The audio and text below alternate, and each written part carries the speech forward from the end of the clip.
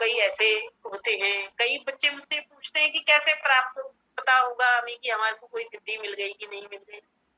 बेटा पहली बात तो ये है कि जब मैं फॉर्म भरवाती हूँ मैं साफ लिखवाती हूँ उसमें कि ये किसी भी तरीके के मेटरिस्टिक फायदे के लिए नहीं है, ये दीक्षा हम केवल मोक्ष के लिए देते हैं, अध्यात्म के विकास के लिए, आध्यात्मिक प्रगति के लिए। पर जैसे कहते हैं ना कि आप कहीं का टिकट लो, जैसे यहाँ से आप देहरादून का टिकट लो तो नेचुरल है जब आप यहाँ से बीच में हरिद्वार भी पड़ेगा, ऋषिकेश भी पड़ेगा, जितने स्टेशन पढ़ने होंगे, सारे तीर्थ पढ़ने होंगे, वो सब पढ़ेंगे। चाहे आप हवाई मार्ग से जाओ, चाहे आप ट्रेन से जाओ, चाहे आप बस से जाओ, चाहे आप कुछ से भी जाओ। ऐसे ही जब आप साधना पथ में चलते हो बेटा और बढ़ते रहते हो तो ये नेचुरल है कि सिद्धियां मिलेंगी, ऐसा नहीं है कि नहीं मिलेंगी, सिद्धि मिलेंगी।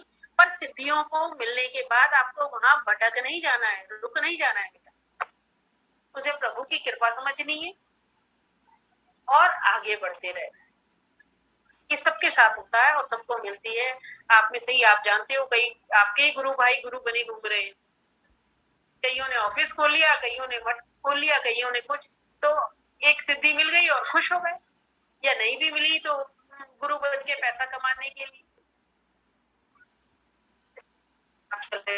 सारी जिंदगी पैसा भी हमको कमाना ही है, परिवार भी हमको पालना ही है, बाल बच्चे पालने हैं, पर इसी के साथ रहते रहते हमको अपने धर्म का पालन भी करते रहना है, जो हमें हमारा साधना पथ हमारे गुरुजनों ने बताया है, पालन हमको करना है बेटा। अपनी परंपरा में सभी एक से एक बड़े गुरु हैं, हम बड़े भाग्यशाली हैं कि ऐसी प्राचीन और अच्छी परंपरा से हम जुड़े हुए हैं।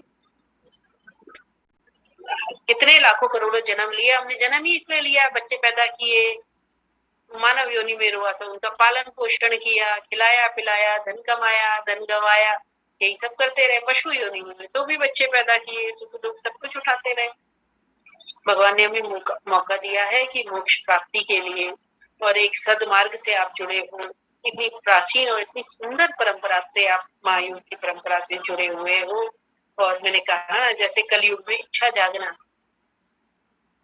कि मेरा कोई गुरु हो, मुझे मोक्ष की प्राप्ति हो, तो ये आपकी अपनी इच्छा नहीं होती बेटे। कितने हैं इतने 700 अरब 800 अरब आदमियों के बीच में कितने लोग होते हैं बेटे जिनके मन में इच्छा जागती।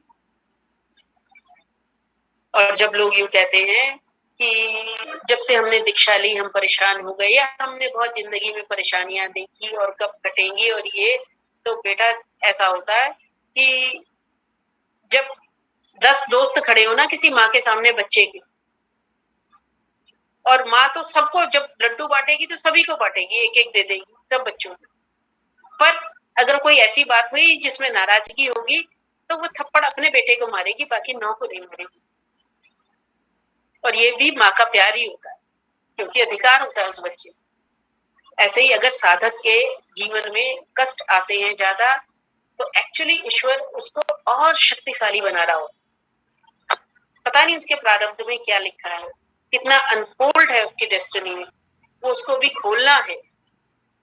तो वो उसको और मजबूत बनाते हैं कि जब आपके सामने कोई ऐसे व्यक्ति आए तो आप किसी को उसके धर्म से, किसी को उसकी शक्ल सूरत से, किसी को उसकी जाति से, किसी को उसको धन से या लिंग से ना पहचान करें। आप सामने वाले को सिर्फ आत्मा समझें, इसमें भी भगवान का वास है और मुझ में भी भगवान का वास है, सब भगवान के रूप। ऐसा ना समझे तो ये समझे कि परमात्मा सब में है। परमात्मा सब में नहीं समझ में आ रहा तो ये समझे कि परमात्मा सबके हैं। तो जब आप ऐसा भाव अपने अंदर लाने लगते हैं, धीरे धीरे आपकी अपने आप बेटा आपका साधन कर्म और आगे बहुत तेजी से आगे बढ़ने लगता है। मैंने कहा ना, आप एक लेवल आता है बेटा जब आपकी एक क्लीनिंग होनी शुरू होती है, धीरे धीरे आपको समाज से थोड़ा सा अच्छा एकांत अच्छा लगने लगता है, आपको अकेलापन अच्छा लगने लगता है कि आप सोचते हैं कि अरे मतलब ये भीड़ में और इधर में गया तो मेरा थोड़ा टाइम खराब हो गया, उससे अच्छा इस वक्त में तो साधन कर लेता या कुछ भजन कर लेता या कुछ भी कर लेता। तो जब ऐसी ऐसी भावना आने लगती है तो बेटा कुछ कुछ चेंज हमें अपने अंदर हमको भी, क्योंकि हम जगत में रह रहे हैं, चारों तरफ हमें कीचड़ ही कीचड़, सब उसी तरह के लोग हैं जो हमको ये विद्या सिखा रहे हैं। पर हमको उस वक्त करना क्या है, हमको बड़ा संतुलित व्यवहार करना होता है, अपने लिए भी और दूसरों के लिए भी। कैसे? मैंने बार बार कहती हूँ, जहाँ निंदा हो रही है उठ जाओ, उठ ना सको तो टॉपिक बदलो, पर ना तो करो और ना सुनो। दूसरी बात हम देखते हैं, जब हम कहीं जाते हैं, कहीं किसी के साथ व्यवहार करते हैं बेटा, तो हमारा व्यवहार क्या होता है कि हम किसी गए, जैसे आप कभी आए आश्रम में आपको किसी ने गेट का दरवाजा खोला, आपको पता है वो चौकीदार चपरासी है, तो आपका बात करने का टोन बिल्कुल उससे अलग होगा। फिर आप थोड़ा सा अंदर आए तो आपको कोई ने जानकारी दी, तो आपको थोड़ा सा उससे ऊपर उसका रैंक लगा, तो आपका बात करने का टोन दूसरा होगा। तीसरे नंबर पे मेरा बेटा मिल गया, कोई मिल गया और आपको पता लग गया गुरु माँ का बेटा है, तो आपका बात करने का टोन तीसरा होगा। और जब आप गुरु माँ के पास आएंगे तो आपके बात करने का टोन चौथा होगा। ये आप सब जानते हैं कि ऐसा होता है। लेवल, आप किसी पे रौब दिखाते हैं और किसी के रौब में आते हैं, किसी से प्रेम करते हैं, किसी के प्रेम में आते हैं, किसी को झुकाते हैं और किसी के सामने झुकते हैं, नॉर्मल है।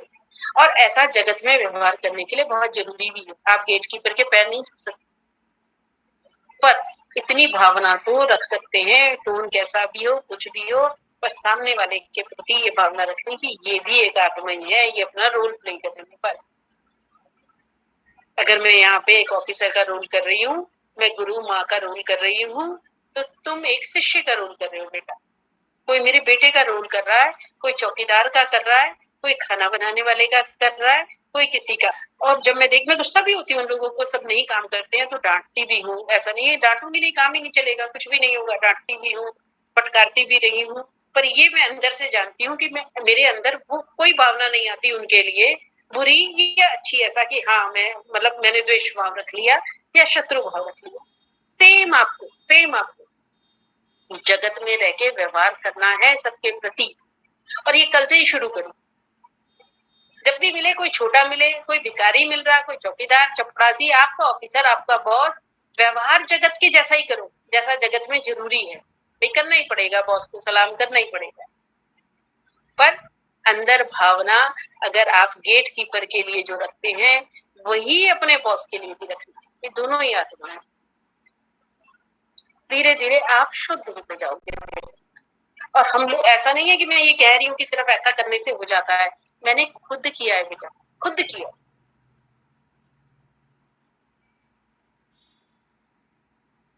पशु पक्षी, अपने कुत्ते देखती हूँ, इधर उधर देखती हूँ। और आज ही सुबह था, मैं बाहर खड़ी हुई और कुछ मुस्लिम्स का त्योहार था और कुछ गाना बज रहा था, तो सामने सब बकरी वकरी सब थे। और अचानक ही मन के अंदर ये भाव आ गया कि ये देखो, सब सारी तो आत्मा ही है, सब तो प्रभु के ही है रूप, ये दिख रहा है, ये दिख रहा है, ये दिख रहा है, और खुद रोने लगी।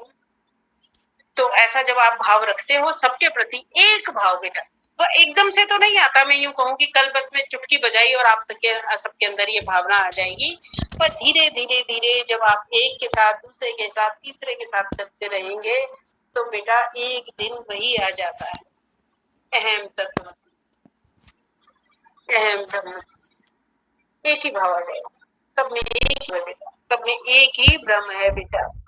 जैसे